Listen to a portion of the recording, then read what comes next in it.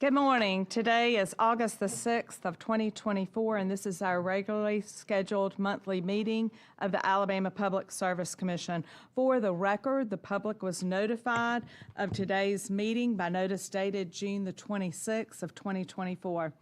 Thank you so much for taking time to be with us today, and if you will, please take time to turn your phones off or to vibrate. We would certainly appreciate it, and I will do my best to remind you when the meeting is over to turn your phones back on so you don't miss a call. Let me introduce my colleagues. To my right is Commissioner Jeremy H. Oden in place 2. To my left is Commissioner Chris Chip Beaker, Jr. in place 2. I am Twinkle Andress Kavanaugh, President of the Commission. And to my far right is our Chief Administrative Law Judge and Executive Director, John Garner. And below at the table is Mr. Walter Thomas, the Secretary of our Commission. As is customary, each month one of my colleagues gets to bring in a special guest to offer the prayer and the pledge. And today it is Commissioner Beaker's opportunity to introduce our special guest. And this time it's a very special guest. So I'll turn it over to Commissioner Beaker. Thank you, ma'am. Well, today I am honored to be able to introduce my wife, Teresa, and she'll lead the prayer and the pledge, as was just said. Many of you have already met her and know that she consistently attends each commission meeting sitting on the front row. So she's a little off the front row, but that's just where we want her, right over there. The tradition began years ago when she wanted to ensure that I provided her with a thorough account of each meeting, and she has been an unwavering supporter ever since. Our journey together began when we started dating in chemistry class at Greene County High School in Eutaw, Alabama, and the rest, as they say, is history. Teresa pursued her master's degree in elementary education at the University of Alabama, and we have been happily married for 52 years. Together, we have been blessed with 3 incredible children, Diana, Inge, and Chris, as well as 11 grandchildren, each of whom is actively involved in sports such as football, cheerleading, golf, basketball, and lacrosse. Interestingly, we have 1 grandchild who graduated from Auburn University and 2 more who plan to attend in the future. Teresa is respected as a respected member of the Greene County Board of Registrars and has served as a delegate for President Trump. I'm immensely proud and grateful to have my wife by my side. Thank you. Thank you.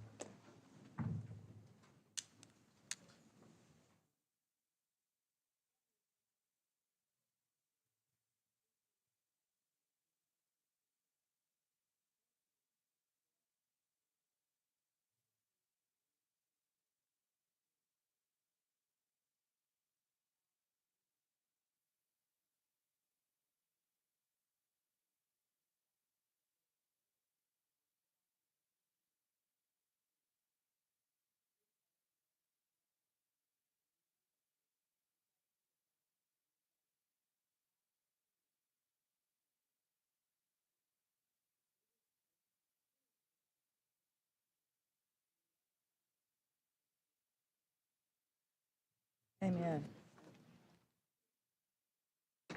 Allegiance to the flag of the United States of America and to the republic for which it stands, one nation, under God, indivisible, with liberty and justice for all.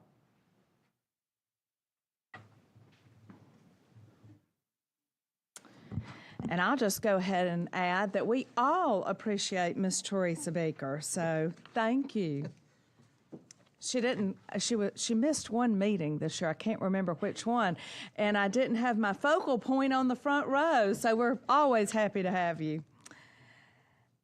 Now, do I have a motion to approve the minutes from our July the 2nd, 2024 commission meeting? So moved. Second. Yes. Yes. Yes. And I'd just like to take a quick moment and just say that today is Farmer Appreciation Farm Workers Appreciation Day. And I think we all probably got up and had something for breakfast, if not a great dinner last night. And we definitely need to thank the farmers in Alabama that do such a great job while we're in this beautiful building with air conditioning in the summer and heat in the winter. They're in the fields where it can be really cold. Just because it's raining, they don't have a day off. The equipment's always got a problem, and they've got to fix it. They are truly the one-man shop and do a fabulous job for us in the state. So today, if you have an opportunity, please thank a farmer. And this was unexpected, but I'm just going to go ahead and take the privilege of saying this. This morning, my nephew, Lawson Andrus, actually just committed to play golf at West Point. So this is one proud aunt moment that I thought I would share with all of you. So I said he has always had a heart for service and loves to play golf. So I think it's a culmination of his two loves, and he'll do great. But thought I'd let y'all know I am beaming this morning. Aunt Twinkle is just one happy aunt. So I don't think anybody in our family has ever gone to West Point, so he is definitely doing something that's just fantastic. So thank you all for that minute. And with there being no more old business to discuss, we'll move on to the new business here at the Commission. And we're going to start with our PSC reports. Utility Service Division is up first, represented by Mr. Jeff Johnston, our Division Director.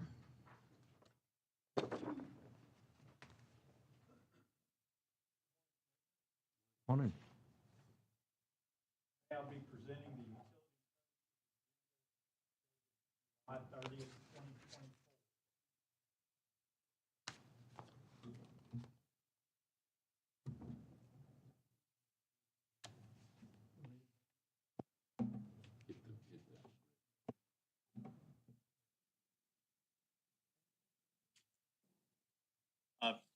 Beginning with consumer services for electric and gas inquiries. Alabama Power was down slightly from the same period last year, which is an encouraging sign with all the heat we've had that things are actually below where they've normally been in the past. Spire, Alabama was down 1 and Spire Gulf was up 1. But both Spire, Alabama and Spire Gulf are very low this time of year. Simply because it's not a lot of gas used unless you're cooking. Moving to telecommunications, under basic service, we had no inquiries. Other retail services, we had 2, and both of those were for cable TV, which we have no regulatory authority over, and we had 3 referred inquiries, so telecom had a total of 5.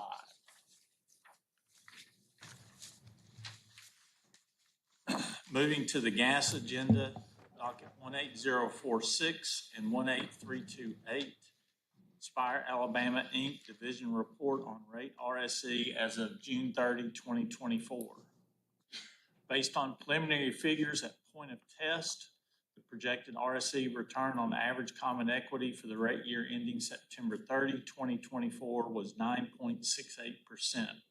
This is within the range, so no adjustments to rates are needed. Under docket 28101, Spire Gulf Inc. Division Report on Rate RSE as of June 30, 2024. Based on preliminary figures as of June 30, 2024, the projected RSE return on average common equity for the rate year ending September 30, 2024 was 9.83%. This is also within the range.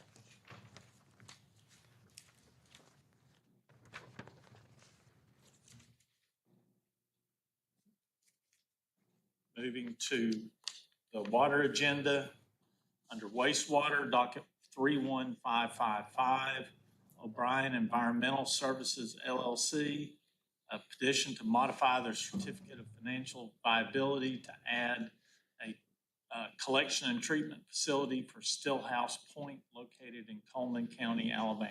We recommend approval. So moved. Second. Yes. Commissioner Bicker? Yes. Moving to the telecommunications agenda, under amended interconnection agreements, docket U 4865, Bell South Telecommunications LLC, doing business as AT&T Alabama or AT&T Southeast, and Level 3 Telecom of Alabama LLC. We recommend approval. So moved. Commissioner Cavanaugh? Yes. Commissioner Wood? Commissioner Bicker? Yes. Under cancellations and withdrawals, docket 23673, AmeriVision Communications, Inc., doing business as Lifeline Communications, doing business as Affinity 4. They're seeking approval to cancel their certificate of public convenience and necessity and withdraw their tariff. They are no longer providing any service to individuals in Alabama. We recommend approval. So move. Second. Commissioner Cavanaugh? Yes. Yes. And finally, under name changes, docket 32872, Hargray of Alabama LLC, seeking approval to add the trade name or doing business name to Sparklight. We recommend approval. So moved. Commissioner Cavanaugh? Yes. Commissioner Wood? Commissioner Bicker? Yes. The remaining items are for informational purposes only, so if there are no questions, that concludes my remarks. Thank you. Next, we have our Gas Pipeline and Safety Division represented by Mr. Jonathan Kimbrell, our Division Director. Good morning, Commissioners. Today I'll be presenting the gas pipeline safety agenda that was submitted on August 30th, or July 30th, I'm sorry. It will reflect the activities that gas pipeline safety performed for the month of June. During that month, we were able to perform 41 inspections, utilizing 68 in-person days. They are as follows. We did 10 standard inspections, 16 construction inspections, 1 public awareness inspection, 2 integrity management inspections, and 12 follow-ups. We were also able to perform 2 contractor training sessions. 1 was for Clear Gas and 1 was for Mobile Pipe and Welding.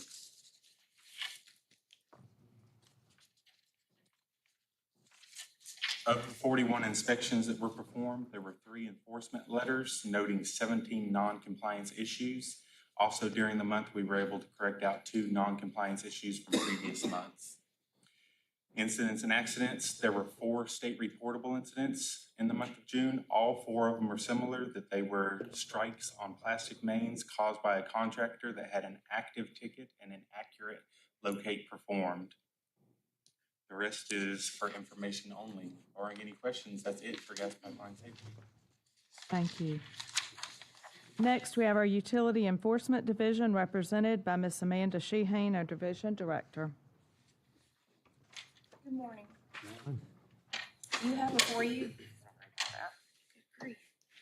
you have before you the Utility Enforcement Division's agenda dated July 30th, describing the major tasks, inspections, and activities performed during June. First, we'll cover the railway safety section. There were 313 defects noted, 157 track defects, and 156 equipment defects, and there were no violations recommended. On page 2, there were 3 incidents reported by the National Response Center. There was a vehicle strike with a fatality and unknown injury, a log truck strike with no injuries, and an unoccupied vehicle strike. Our railway safety staff participated in the Heart of Dixie Museum's Railroad Safety Day on June 7th, and staff informed the public about railroad safety and how to properly file complaints. Moving to the motor carrier services section, vehicle registration numbers, intrastate applications, and insurance filings were fairly routine for the month. As of June 30th, 90% of Alabama carriers have registered for the 2024 UCR. In June, we had 1 passenger tariff that was rejected, but later accepted after working with staff to make the necessary corrections that were needed. Staff participated in 2 passenger carrier hearings and completed desk audits on 3 household good carriers during the month. And pending any questions, that concludes my report. Thank you. Appreciate all you all do. Next, we have our Electricity Division, represented by Mr. John Free, our Division Director, and Ms. Patricia Smith, our Utility Analyst Manager. Good morning, Commissioners. You have before you the Electricity Policy Division's agenda dated July 30th, 2024.